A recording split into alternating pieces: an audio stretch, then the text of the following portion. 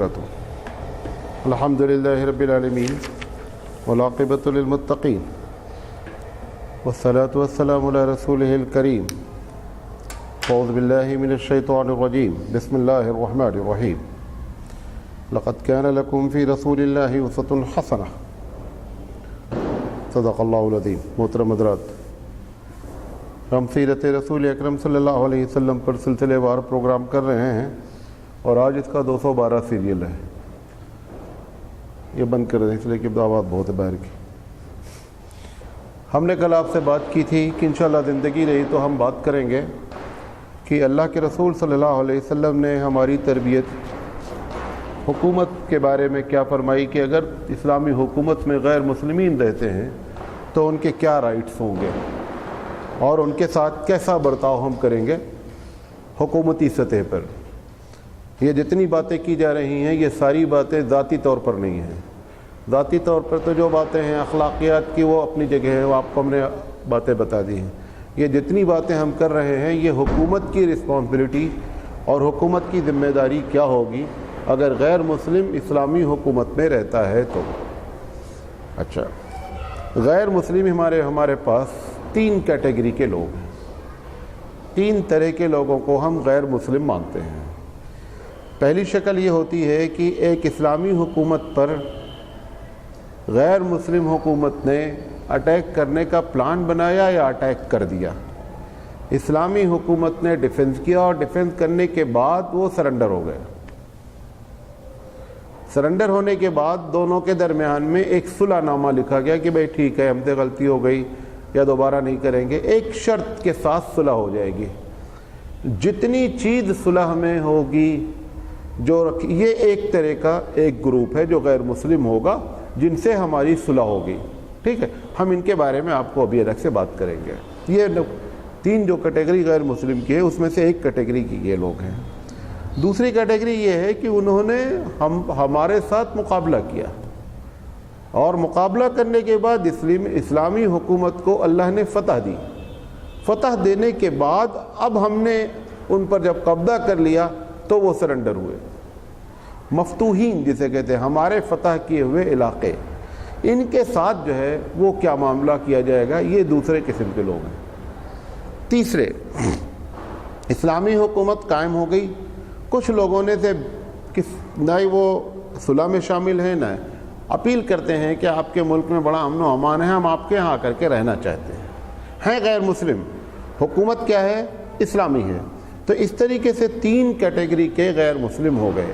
پہلی کیٹیگری جنہوں نے اسلام یا مسلمانوں کے خلاف ہتھیار اٹھایا اور سرنڈر ہو گئے اور ایک صلح پر زندگی گزارنا طے پا گیا۔ دوسرا یہ کہ لڑتے رہے اور اسلام نے فتح حاصل کی، مجبور ہو کر کے وہ کیا ہو گئے، انہوں نے ہتھیار ڈال دیا۔ یہ مفتوحین ہے، یہ دوسرے کیٹیگری ہے۔ تیسری یہ ہے کہ کوئی بھی باہر کا آدمی اسلامی حکومت سے کہتا ہے کہ میں آپ کے ہاں رہنا چاہتا ہوں۔ تو ان تینوں کے ساتھ اسلام کیسے معاملہ برتے گا؟ تو ہم سب سے پہلے پہلی کیٹیگری کی بات کرتے ہیں۔ پہلی کیٹیگری کون سی ہے کہ جو تمہارا معاہدہ ہو جائے گا اس کے تحت اب تم کو اس ملک میں زندگی گزارنی ہے، ملک ہمارا ہوگا، تم کو تمہارا جو بھی ہمارا معاہدہ ہو جائے گا ہم اس کے تحت تم کو رہنے دیں گے۔ اب معاہدے میں جتنا اسٹرانگ اسلامی فوج ہوگی اتنا اسٹرانگ وہ معاہدہ کرے گی۔ اب مثال کے طور پر دے گا کہ لڑنے میں ہمارا بھی نقصان ہے اور وہ صلح کے لیے تیار ہیں تو کمپرمائز کرنے میں جیسا اوپر نیچے ہوتا ہے ساری کیفیت ہو سکتی ہے۔ اس کے خلاف ذرہ برابر بھی اسلامی حکومت 1 انچ ہل نہیں سکتی۔ حضرت عمر رضی اللہ تعالیٰ عنہ کے زمانے کا واقعہ غالباً میں نے آپ سے کہا تھا کہ ایک صاحب نے ایک قیدی کو پکڑا اور اس نے ان سے معاہدہ کر لیا کہ 1000 روپے دے کر کے آپ ہم کو چھوڑ دیں گے۔ ایک عورت پکڑی گئی تھی، حالانکہ اس کے بارے میں صحابہ پہلے سے پلان بنائے تھے کہ اگر وہ عورت قید ہوئی تو بہت ملینر ہے وہ، لہذا ایک بڑی رقم لے کر کے اس کو چھوڑا جائے گا۔ یہ صحابی کو پیسہ گننا نہیں آتا تھا، جانتے تھے کہ 1000 روپیہ سب سے زیادہ ہوتا ہے۔ اس نے کہا کہ تم ہم کو چھوڑ دو، کیا پیسے لوگے؟ انہوں نے کہا ہم 1000 سے کم میں تو چھوڑ ہی نہیں سکتے۔ انہوں نے کہا ٹھیک ہے 1000 روپے لے لو۔ اب جب یہ بات اسلامی فوج کو معلوم ہوئی تو انہوں نے اپنا ماتھا پٹک لیا کہ ہم تو وہاں ملین کی بات کرنے والے تھے، انہوں نے 1000 میں چھوڑ دیا۔ حضرت عمر رضی اللہ تعالیٰ عنہ کے پاس کیس گیا، عمر رضی اللہ تعالیٰ عنہ نے کہا کہ اگر تم نے اس سے معاہدہ کر لیا ہے تو آپ کو ہر حال میں 1000 روپے جیسے ہی وہ پے کرے گی عورت چھٹ جائے گی۔ تو یہ ایک ذاتی معاہدہ تھا، اس کے باوجود بھی اس کو ہلنے نہیں دیا گیا۔ اور حکومت کا جو معاہدہ ہے وہ تو سوال ہی نہیں اٹھتا ہے۔ آج کیا ہوتا ہے کہ جب حکومت کسی کے ساتھ لڑائی ہوتی ہے تو ایک معاہدہ کرتی ہے، جس وقت وہ معاہدہ کرتی ہے بہت ٹھیک ہے ہم آپ کے ساتھ یہ برتیں گے، جب وہ سارا اس کے اوپر کنٹرول کر لیتی ہے تو ایک بھی معاہدہ پورا ہی نہیں کرنا ہے۔ جیسے پولیس ہے، پولیس جو مجرمین کو پکڑتی ہے ان سے بہت اچھے اچھے وعدے کرتی ہے، دیکھو صحیح بات بتا دو، ہم کیس ہلکا کر دیں گے، ختم ہو جائے گا، 2-4 مہینے کی بات ہے۔ ایسے کر کے ساری باتیں ان سے نکلواتی ہے۔ جب ساری بات معلوم ہو جاتی ہے تو سارا کیس ان کے اوپر ڈال دیتی ہے۔ اسلامی حکومت میں پولیس کو بھی یہ اختیار نہیں ہے کہ آپ اس طریقے سے وعدہ کریں اور پھر ان کو کیا کر دیں۔ آپ اگر جو وعدہ کریں گے تو اس لحاظ سے ان سے بات کریں، اور جو وعدہ آپ کریں گے وہ شریعت کے لحاظ سے کریں گے۔ آپ کو بھی اختیار نہیں ہے کہ آپ اسلام کے خلاف یا شریعت کے خلاف کوئی وعدہ کر لیں۔ تو یہ جو پالیسی ہے آج ہمارے پاس یہی ہوتا ہے کہ بڑی بڑی حکومتیں جب کسی سے دو میں لڑائی ہوتی ہے تو کسی بات پر بہت فیاضانہ لحاظ سے، بہت لبرل ہو کر کے، دل بڑا ہو کر کے معاہدہ کر لیتے ہیں۔ جب ان کو پورا کنٹرول ہو جاتا ہے تو ایک بھی معاہدہ پورا، یہ تو درکنار ہے۔ ابھی جب یہ افغانستان کا معاملہ ہوا تھا تو پورے دنیا کے جو ہے امیر ملک اکٹھا ہو کر کے کہ بھائی افغانستان کو مدد کرنی ہے، اور بھری محفل میں ہم اتنا دیں گے، ہم اتنا دیں گے۔ پچھلا 12 سال ہو گیا، اس میں سے 50% سے زیادہ اب تک پیسہ نہیں آیا ہے۔ اور یہ عام بات ہے، حکومتوں کے لیے عام بات ہے کہ وہ موقع پر وعدہ کر لیں گے کہ ہم فلاں ملک میں باڑھ آ گئی ہے، فلاں آ گیا ہے، اتنے ملین ڈالر دیا جائے گا۔ وہ سب کاغذی کارروائی ہے، جو دے دیں وہ آ گیا ہے، جو نہیں دیے اس کو کوئی کلیم کرنے کا اختیار نہیں ہے۔ اسلامی حکومت میں ایسا کبھی نہیں ہو سکتا۔ اللہ کے رسول صلی اللہ علیہ وسلم نے فرمایا کہ الا من ظلم معاہدا، کہ جو شخص کسی معاہد صلح جس سے صلح ہوئی ہے اگر اس پر ظلم کرتا ہے، او انتقصہ او کلفہ فوق طاقتہ، یا یہ کہ اس سے نقض کرتا ہے، توڑتا ہے، یا اس کی طاقت سے زیادہ اس کے پر بوجھ ڈال دیتا ہے، او اخذ منہ شیئا بغیر طیب نفسہ، یا اس سے کوئی چیز ایسی حاصل کرتا ہے جس میں وہ دینے کے لیے بیچارہ تیار نہیں ہے لیکن چونکہ تمہارے انڈر میں رہ رہا ہے لہذا اپنی چیز دے دیتا ہے۔ آپ نے فرمایا کہ فانا حجیجہ، میں اس کی جانب سے قیامت میں حجت پیش کروں گا، میں وکیل بن کر کے اس غیر مسلم کی طرف سے مسلمان کے اوپر کیس کروں گا، لہذا اس میں ذرہ برابر بھی کسی کو اختیار نہیں ہے۔ تو یہ ایک بات آپ سب سے پہلی بات سمجھ لیں کہ جو معاہدہ ہوگا اس کے تحت معاہدہ والے سے اسلامی حکومت کو معاملہ کرنا ہی کرنا ہے۔ اب آئیے دوسرے جن سے اسلامی حکومت، اسلامی فوجی لڑنے کے بعد وہ شکست کھائے، اسلام جیت گیا، جیتنے کے بعد اب ان کے اوپر کنٹرول ہوا۔ ایسی شکل میں یہ بھی غیر مسلمی ہیں۔ تو سب سے پہلے یہ ہے کہ اگر 3 شرطیں ان کے سامنے رکھی جاتی ہیں، ایک تو جب قید ہو جاتا ہے تو وہ غلام بن جاتا ہے، تو وہ اگر کہتا ہے کہ صاحب ہم کو چھوڑ دیا جائے، اتنا پیسے لے لیا جائے، اگر وہ امیر اس پر راضی ہوتا ہے تو پیسے لے کر کے چھوڑ دیتا ہے۔ یہ ذاتی طور پر بات ہوتی ہے۔ پوری زمین کے بارے میں، ان کے گھر کے بارے میں بات ہوتی ہے کہ آپ اسلام قبول کر لیں تو آپ ہمارے بھائی ہیں، اسلام نہیں قبول کرتے ہیں تو ایسی شکل میں کیا ہے کہ آپ کو ٹیکس دینا ہے۔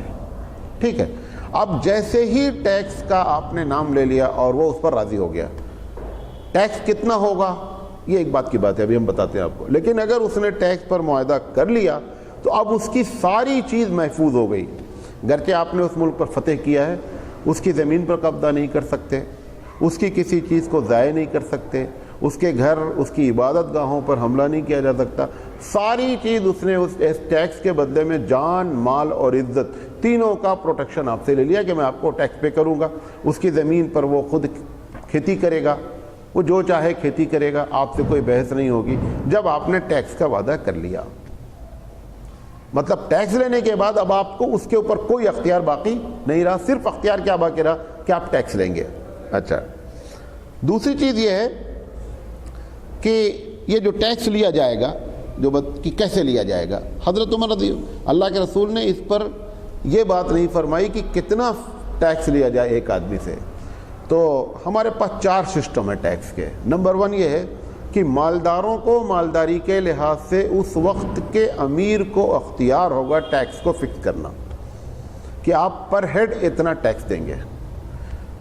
تو حضرت عمر رضی اللہ تعالیٰ عنہ کے زمانے میں جو مالدار لوگ تھے ان سے 1 درہم ایک پر ہیڈ رکھا گیا منتھلی, اور جو اس سے نیچے کے لوگ تھے ان سے 50 پیسے رکھے گئے, اور ان سے جو نیچے کی کیٹیگری تھی ان سے 25 پیسے ماہانہ رکھے گئے.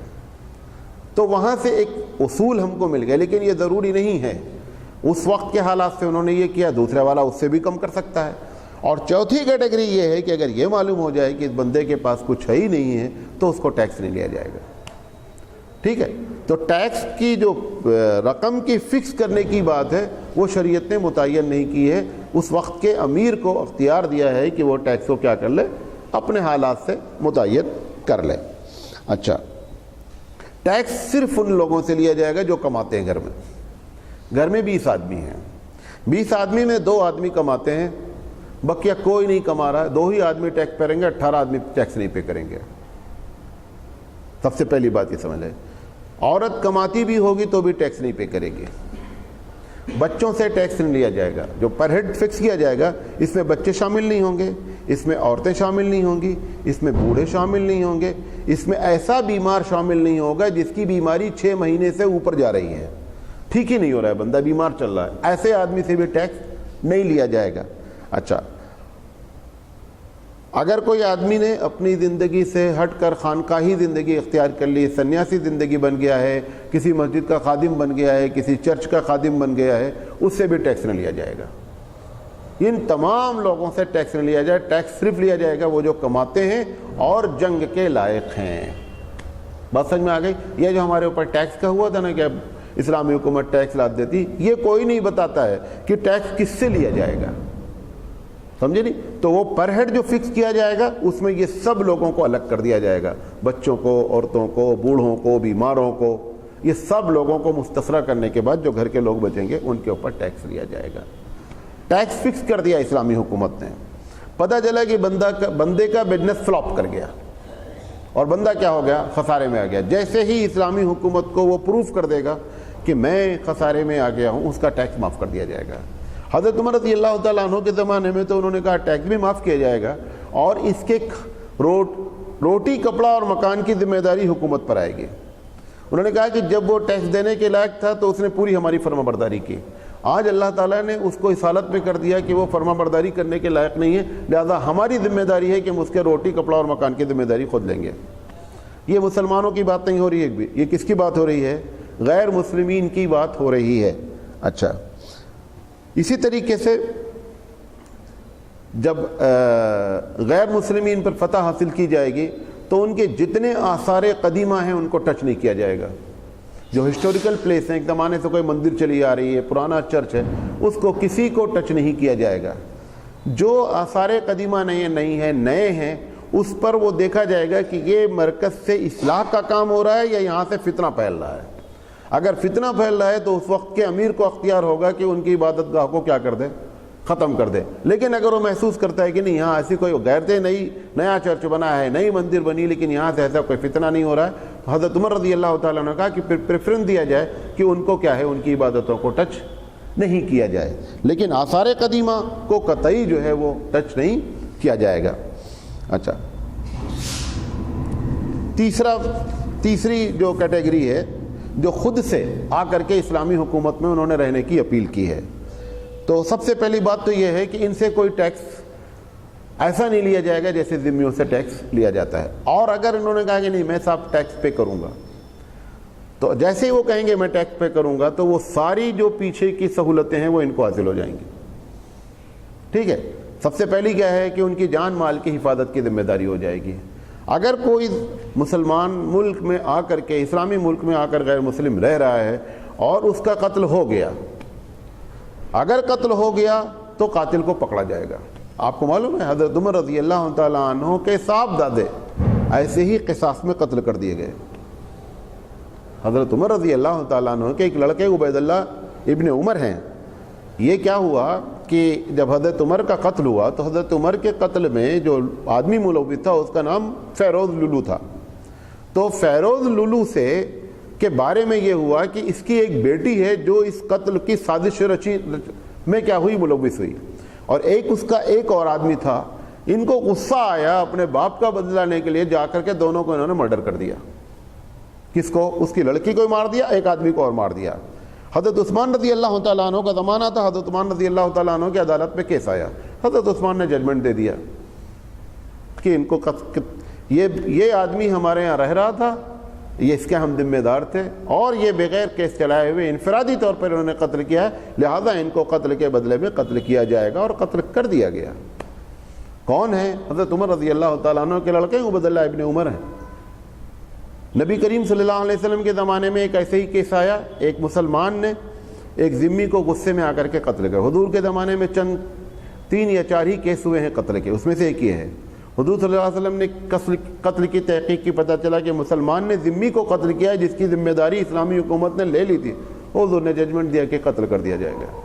اگر اس کے وارثین معاف کر دیتے ہیں that is the different matter, لیکن اسلامی حکومت کیا ہے، اس کو قتل کا اختیار دیتی ہے کہ اگر تم چاہو تو اس سے خون بہا لے لو، چاہو تو اس کو معاف کر دو، اور چاہو تو قصاص کے بدلے میں اس کو قتل کرا دو. اس نے کہا ہم قصاص نہ کریں. حضور نے اس کو قتل کا آرڈر دیا کہ اس کو قتل کر دیا جائے. تو حضرت عمر کے زمانے میں بھی ہوا، حضرت علی کے زمانے میں بھی، اور اللہ کے رسول نے فرمایا انا احق، میں زیادہ مستحق ہوں، من وفا، کہ جو وعدہ پورا کرے بذمتہ ہی، اپنے میں نے ذمہ لیا ہے کہ تمہاری جان مال کا، تمہاری جان کی حفاظت نہیں کر سکے، لہذا لازم ہے کہ ہم جیسے مسلمانوں کے لیے مقدمہ چلائیں گے ایسے ہی تمہارے لیے بھی مقدمہ چلایا جائے گا. یہ اسلامی حکومت کے وہ قوانین ہیں جو پوری دنیا آج بھی کیا ہے، اش کرتی ہے. آپ حضرت عمر کی شخصیت کو سوچیں، ان کے لڑکے کو دیکھیں، اور قتل کرنے کی وجہ بھی فطری طور پر ہے، لیکن چونکہ اسلامی حکم کے خلاف کیا، آپ کو پہلے بتا چکا ہوں کہ انفرادی طور پر انتقام لینے کا اسلام نے حق کسی کو نہیں دیا ہے. اگر کیس ہو گیا ہے، موقع ختم ہو چکا ہے، عدالت پہ کیس جائے گا، جانے کے بعد ججمنٹ ہوگا. انہوں نے قانون کو اپنے ہاتھ میں لے لیا، حضرت عمر رضی اللہ تعالیٰ عنہ نے ڈیسیژن دے دیا اور ان کو قتل کر دیا گیا. اور حضرت علی رضی اللہ تعالیٰ عنہ کے زمانے میں بھی ایسا ہی ہوا. حضرت علی نے اس کے بعد بتایا کہ دیکھو اسلامی پالیسی یہ ہے کہ من کان لہ ذمتنا، جو ہماری ذمہ داری میں اللہ نے دیا ہے، فدمہ کدمنا، اس کا خون میرا خون کی طرح ہے. ایسا نہیں ہے کہ اس کے خون کی کوئی قیمت نہیں ہے. جو مسلمان کے خون کی قیمت ہے وہی ایک غیر مسلم کے بھی خون کی قیمت ہے. ودیتہ کدیتنا، اور اس کی جو دیت ہے بلڈ منی ہے، جیسی اس کی ہے، جیسے ہماری ہے ویسے اس کی ہے. فیصلہ وہی کیا جائے گا جو اس مسلمان کے ساتھ کیا جاتا ہے. اچھا، اب اس کے بعد جو یہ آدمی ہیں، اس میں فوجداری کا مقدمہ ہوتا ہے، اس میں دیوانی کا مقدمہ ہوتا ہے، اس میں ان کے شخصی حالات کا معاملہ ہوتا ہے. ہم سب پر ایک ایک بات کر رہے ہیں مختصراً. یہ جو فوجداری کا مقدمہ ہوتا ہے، اس میں صرف فوجداری اور دیوانی، یہ جو آپ کے کرائم برانچ ہوتی ہے، یہ فوجداری کا مقدمہ چلاتی ہے. سارے قانون جیسے مسلمان کے ساتھ اپلائی ہوں گے، اس کے ساتھ بھی اپلائی ہوں گے. صرف 2 میٹر میں اس کو چھوٹ دی جائے گی. نمبر 1، شراب کے معاملے میں اسلامی قانون اس کے اوپر نافذ نہیں ہوگا. کیوں؟ کیونکہ ہو سکتا ہے کہ اس کے مذہب میں، جیسے کرسچینٹی میں ہے، کرسچینٹی میں حضور کے زمانے سے یہ بات مشہور ہے کہ شراب ہمارے یہاں حلال ہے. اس کے باوجود بھی اللہ تعالیٰ نے ان کو اہل کتاب میں کیا کیا؟ شمار کیا. تو اگر شراب کا معاملہ ہے تو جو اسلامی مسلمانوں کے ساتھ جو ججمنٹ دیا جائے گا وہ ججمنٹ ان کے ساتھ نہیں دیا جائے گا، بلکہ اس سے نیچے کوئی اگر انہوں نے دوسرے کو تکلیف پہنچائی ہے تو چھوٹی موٹی سزا دے دی جائے گی. لیکن وہ جو 40 کوڑے مارنے کی بات ہے وہ غیر مسلم کے ساتھ اختیار نہیں، بلکہ سارے معاملات میں مسلمانوں کے ساتھ معاملہ اختیار کیا جائے گا. کس میں؟ دیوانی میں اور فوجداری میں. اچھا، جو ان کا نکاح، طلاق اور وراثت کا مسئلہ ہے، اس میں اسلامی حکومت کوئی انٹرفیئر نہیں کرے گی. تمہارا جو قانون ہے، مثال کے طور پر وہ کہتے ہیں جیسے آپ کے کرناٹک میں ہے کہ ایک ماموں اپنی بھانجی سے شادی کر سکتا ہے، یہ ان کا اپنا قانون ہے، نکاح کا معاملہ ہے. اسلامی حکومت بھی اگر ہوگی تو ان کو ڈسٹرب نہیں کرے گی. ٹھیک، آپ اپنے پرسنل لا میں آپ کو کیا ہے؟ اختیار ہے. پرسنل لا 3 چیز کا نام ہے. نکاح کے معاملے میں ان کو اختیار ہے، طلاق کے معاملے میں ان کو اختیار ہے، اور وراثت کے معاملے میں ان کو اختیار ہے. اسلامی قانون ان کے اوپر تھوپا نہیں جائے گا. اگر دونوں پارٹیاں طلاق کے معاملے میں یا نکاح کے معاملے میں آ کر کے اسلامی حکومت پر کو اپلیکیشن دیں کہ ہم چاہتے ہیں کہ اسلامی قانون ہمارے اوپر نافذ کیا جائے، تب اسلامی قانون ان کے اوپر نافذ کیا جائے گا۔ اگر دو پارٹی میں سے ایک بھی بولے گا کہ نہیں صاحب میں چاہتا ہوں اسلامی لحاظ سے ہو، تو بھی اسلامی قانون ان کے اوپر نافذ نہیں کیا جائے گا۔ پرسنل لا میں وہ کیا ہے، ان کو اختیار ہے۔ مذہبی معاملے میں غور سے سنیے گا اس کو، جو مذہبی معاملے ہیں، اب مذہبی معاملے میں یہ جلوس ہے، مذہبی معاملے میں ناقوس کا بجانا ہے، وہ جو چلاتے رہتے ہیں۔ اچھا، مذہبی معاملے میں عبادت گاہوں کا بنانا ہے۔ تو ہمارے پاس جو اسلامی ملک ہوتے ہیں ان کے شہر کے دو نام ہوتے ہیں، ایک اسلامی سٹی کہلاتا ہے اور ایک غیر اسلامی سٹی کہلاتا ہے۔ اسلامی سٹی کو امصار المسلمین کہتے ہیں۔ امصار المسلمین کا مطلب ہوتا ہے کہ وہ سٹی جس کو امیر نے اس بات کے لیے چن لیا ہے کہ یہاں پر جمعہ، یہاں پر عیدین اور یہاں پر اسلامی حدود نافذ ہو سکتے ہیں، ان کو بولیں گے اسلامک سٹی ہیں۔ یہ اسلامک سٹی میں اگر کوئی آدمی رہ رہا ہے غیر مسلم، تو اس کو علل اعلان ان چیزوں کو جلوس نکالنے کی اجازت اس جو کلیکٹر ہوگا اس سٹی کا، اس کو اختیار ہے۔ آپ کے ہندوستان میں بھی یہی ہے۔ یہ جو گائے کا معاملہ ہے، یہ سینٹرل قانون نہیں ہے کہ گائے ذبح نہیں کی جائے۔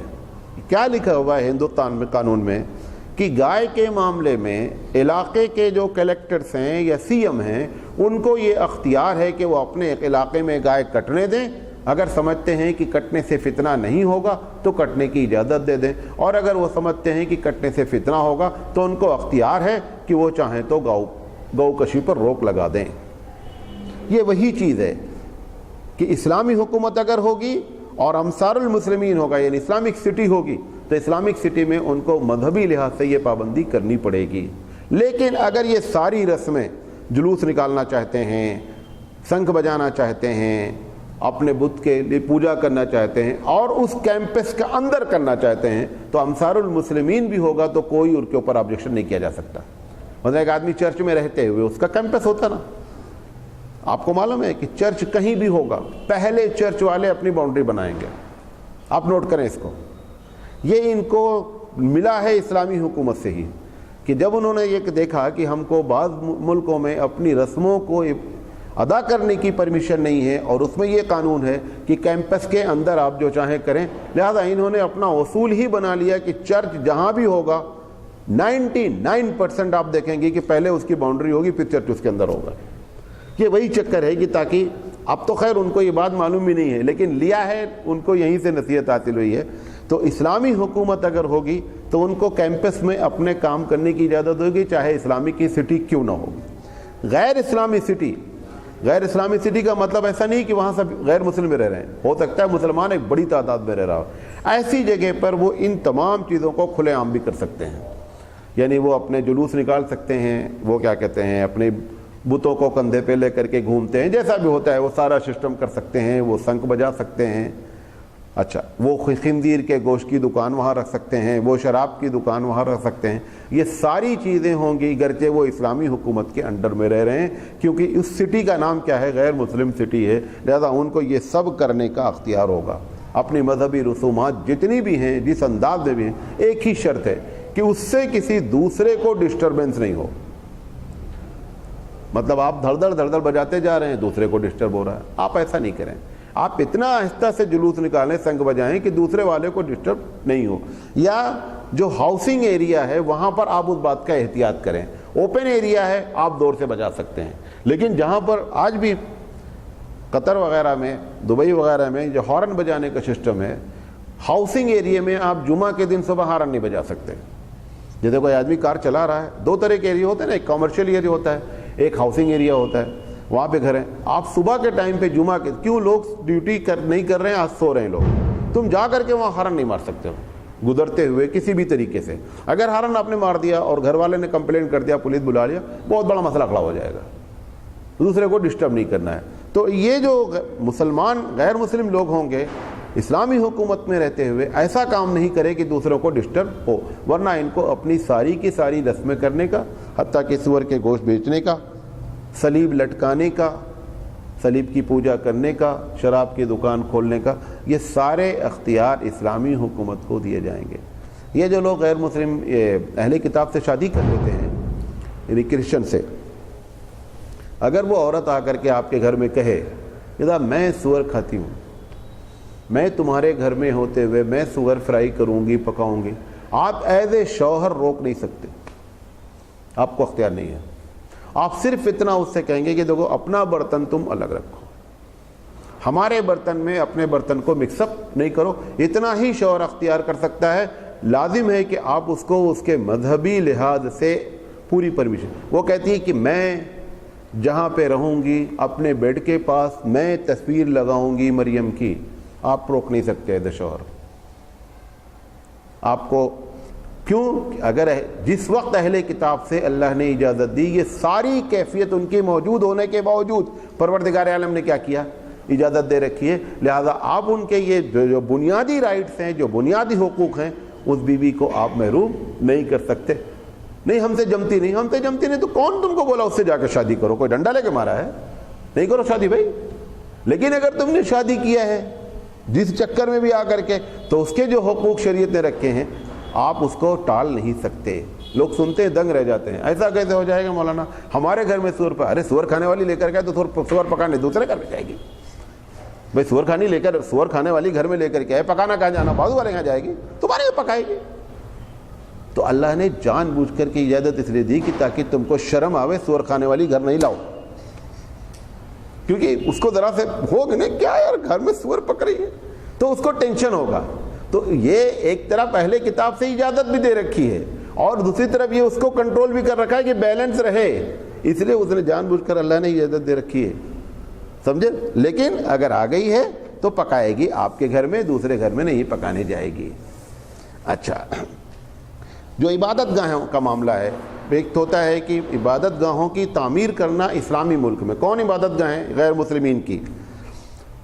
اگر جو پرانی عبادت گاہیں ہیں ان کو توڑ کر کے وہ ری کنسٹرکشن کر رہا ہے تو اسلامی حکومت کو کوئی اختیار نہیں ہوگا کہ وہ اس پر آبجیکشن ہو. ٹھیک ہے.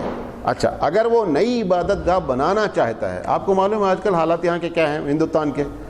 مسجد بنانے کے لیے پہلے ٹرسٹ بناتا ہے، تو مسجد کا ڈھانچہ شروع میں فلیٹ کی شکل، ہال کی شکل بناتا ہے، پھر دھیرے سے مینار کھڑا کر دیتا ہے. وہ سب کیا چکر ہے؟ وہ چکر یہی ہے کہ اگر آپ مسجد کی پرمیشن جلدی سے لینا چاہیں گے بنانے کی، نئی مسجد کی، تو ایک بڑا مسئلہ ہے. ایسا نہیں ہے کہ وہ کہتے ہیں مسجد کی پرمیشن نہیں دیں گے، اتنے قانون لگا دیں گے کہ آپ تھک کر بیٹھ جانا. جیسے ریوالور کا لائسنس ہے، جب ہم ریوالور کا لائسنس دینے جا رہے تھے تو ایک آدمی کہا دیکھو مولانا صاحب ایک 4 جوڑی چپل خرید لو. بولا چپل کی کیا ضرورت ہے؟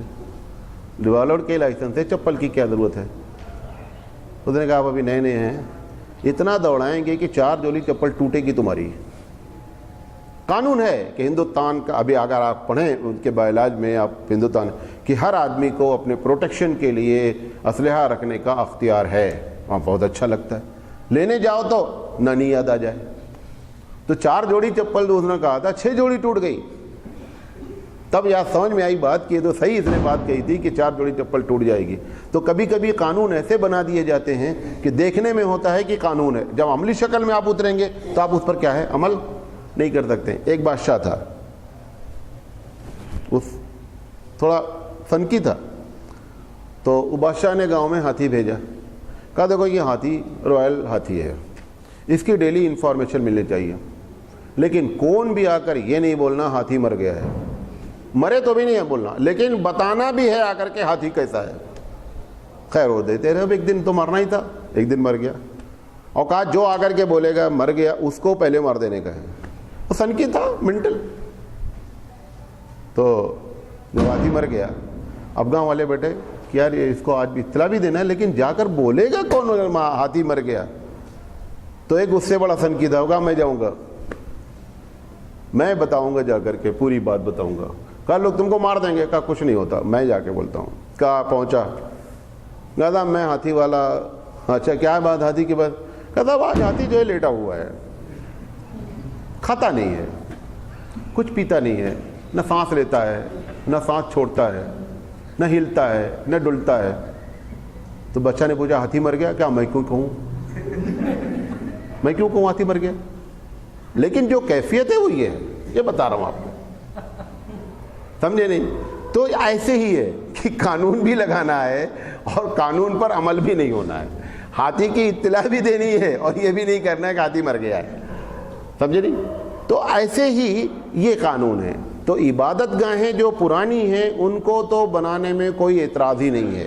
نئی عبادت گاہیں میں اگر نئی عبادت گاہ غیر مسلم سٹی میں ہے تو بھی اسلامی حکومت آبجیکشن نہیں کر پائے گی۔ صرف اور صرف امصار المسلمین، جس کو میں نے مسلم سٹی کے نام سے دفاع آپ کو تعارف کرایا، اگر اسلامک سٹی ہے تو ایسی شکل میں اس علاقے کے امیر کو، جو کلیکٹر ہوگا، اس کو یہ اختیار ہوگا کہ وہ چاہے تو آپ کو اجازت دے اور چاہے تو اجازت نہیں دے، جیسا آج ہم ڈیموکریسی ملک میں مسجد کے لیے جھیل رہے ہیں، کہنے کے لیے ڈیموکریسی ہے۔ اب آپ دیکھیں کوئی آفس اس وقت ہندوستان میں ایسا نہیں ہے کہ جس میں مذہبی علامت آفس میں نہ لگائی گئی ہو، حالانکہ ایک دم قانوناً منع ہے۔ کہتے ہیں کہ ہم سیکولر ملک ہیں۔ سیکولر ملک کا مطلب ہی ہوتا ہے کہ ہم مذہب پر بلیو کرتے ہی نہیں ہیں، مذہب نام کی کوئی چیز نہیں ہے۔ آپ کو مذہب کرنا ہے یہ آپ کا پرسنل میٹر ہے، آپ اپنے گھر میں مذہبی بنے رہیے۔ آفس میں آپ نے لا کر کے، حتیٰ کہ آپ کی جب بھی گنیش بیٹھتے ہیں تو پولیس اسٹیشن تک میں دیکھا میں نے کہ وہاں پر انہوں نے اندر پولیس اسٹیشن کے اندر گنیش بیٹھا رکھا ہے۔ اب اگر یہی معاملہ مسلمان شروع کر دے، کیونکہ ہم بھی بہت سے گنیش بیٹھالتے ہیں مختلف قسم کے جو ہم نے بنا رکھے ہیں، ہم کو نہیں بیٹھانے دیا جاتا ہے، حالانکہ وہ ایک الگ بات ہے، شرعی لحاظ سے غلط ہے وہ بھی بیٹھانا جو بیٹھا رہے ہو تم، لیکن سوال یہ کہ تم کو کرنے کی یہ چیز کیا ہے؟ یہ وہی چیز ہے کہ جس کی لاٹھی اس کی بھینس والا معاملہ ہے۔ بہرحال ایک ہی جگہ پر اسلامی حکومت عبادت گاہوں کو روک سکتی ہے جبکہ وہ اسلامک سٹی ہوں، بقیہ اس کو روکنے کی اجازت نہیں ہے۔ اچھا، آخری بات کہہ کر کے ہم اپنی بات ختم کریں گے۔ ٹیکس لگا دیا گیا، اب ٹیکس کوئی آدمی پے، مطلب کچھ لوگ ہوں گے نا ٹیکس پے نہیں کر رہے ہیں، تو سب سے پہلے اسلامی حکومت یہ پتہ لگائے گی نہ پے کرنے کی وجہ کیا ہے، یہ ٹیکس کیوں نہیں پے کر رہا ہے بندہ۔ اگر معلوم ہو گیا کہ ٹیکس نہ پے کرنے کی وجہ اس کی بیماری ہے، بیچارہ کما نہیں پا رہا ہے لہذا ٹیکس نہیں پے کر رہا ہے، اسلامی حکومت اس کو جب تک تم بیمار ہو ٹیکس فری ہو، نمبر 1۔ دوسری بات اس کے سامنے آئی کہ صاحب ٹیکس تو پے کرنا چاہتا ہے لیکن بیچارہ پہلے امیر تھا اب غریب ہو گیا ہے، اسلامی حکومت ٹیکس کو ختم کر دے گی۔ جب غریب ہو گیا ہے تو یہ بھی فکر لگائے گی اب کیسے کھا رہا ہے یہ، جب غریب ہو گیا بیچارہ، پہلے پیسے تھے آج اس کے پاس پیسے نہیں ہیں تو کھا کہاں سے رہا ہے، لہذا اس کے کھانے کا انتظام بھی اس کو کرنا ہے، کس کو؟ اسلامی حکومت کو اس کا انتظام بھی کرنا ہے۔ اچھا، پتہ چلا کہ کچھ بھی نہیں ہے، شرارتاً ٹیکس نہیں پے کر رہا ہے، اگر یہ معلوم ہو جائے گا تو اس کو قید کر دیا جائے گا۔ کیا کر دیا جائے گا؟ قید۔ لیکن قید میں شرط ہے کہ بامشقت قید نہیں کیا جائے گا۔ ایک ہوتا ہے نا وہ لکھ کے دیتا ہے کہ 3 سال کی سزا قید بامشقت، یعنی وہاں پر آپ سے کام لیا جائے گا لیبر کی طریقے سے، اس میں کیا ہے قید کیا جائے گا، بامشقت قید نہیں کیا جائے گا۔ اچھا، اب اس کے بعد بھی نہیں پے کر رہا ہے قید ہونے کے باوجود بھی، تو ہمارے ہاں کیا ہوتا ہے ہندوستان میں، آپ نے ایک لون لیا، بینک والا پہلے آپ کو نوٹس دیتا ہے یہ ہے اتنے دن ہو رہا ہے، اتنا بڑھتا جا رہا ہے، آخر درجہ کیا ہوتا ہے آپ کی RC کاٹ دیتا ہے، جس کو ہم اردو میں قرکی کہتے ہیں، کہ آپ کے گھر پر دھاوا بول کر پولیس کو لے کر کے آ جائیں گے، جتنا سامان ہے لے کر کے نیلام کر دیں گے، جتنا پیسہ مل جائے گا رکھ لیں گے، زیادہ کبھی ان کو ملتا ہی نہیں، یہ قرکی کہلاتی ہے، قرکی قرق کر دینا پوری جائیداد کو۔ اگر اسلامی حکومت ہے اور وہ ٹیکس نہیں پے کر رہا ہے تو ایسی شکل میں قرقی کبھی نہیں ہوگی، اس کی جائیداد کو کبھی قبضہ نہیں کیا جا سکتا، اس کو بیچ کر کے اس کے ٹیکس کو پورا کیا جائے، کبھی ایسا نہیں ہوگا۔ ٹھیک ہے قید کر دیا آپ نے، لیکن یہ کہ اس کے گھر پہ جا کر چھاپا مال کر کے اس کے کپڑے، اس کے سامان، اس کے کھیتی کے سامان، بیل جانور سب قرق ہو جاتے ہیں آج ہندوستان میں، کوئی بھی چیز قرقی نہیں ہو سکتی ہے۔ ٹھیک ہے، چوتھی بات، باپ نے ٹیکس پے نہیں کیا مر گیا، تو ہمارے یہاں کیا ہے، آپ نے لون لیا، لون نہیں پے کر سکے، ابا مر گئے، بیٹے کے ذمہ لون آ گیا۔ اس میں کیا ہوگا کہ ٹیکس نہیں پے کیا باپ نے، کبھی بھی بیٹے کو ٹیکس ٹرانسفر نہیں ہوگا، جس نے لیا ہے وہ ٹیکس پہ نہیں پے کر سکا، تو وراثت میں ٹیکس پہ نہیں ہوگا، کتنا تمہارے اوپر پہلے کا قرضہ ہے وہ پے کرو، تم ان کے لڑکے ہو، ایسا کبھی نہیں ہوگا. یہ ہمارے ٹیکس کے بارے میں، غیر مسلمین کے حقوق کے بارے میں یہ اسلامی ڈھانچہ ہے. بات سمجھے؟ یہ بات آپ کے سامنے رکھنی تھی. انشاءاللہ زندگی رہی تو ہم اس کے آگے بات کریں گے. اللہ تعالیٰ سے دعا ہے کہ اللہ تعالیٰ کہنے سے زیادہ عمل کرنے کی توفیق عطا فرمائے. وآخر دعوانا ان الحمد للہ رب العالمین. سبحان اللہ وبحمدہ، سبحانک اللہم وبحمدک، اشہد ان لا الہ الا انت، استغفرک واتوب الیک.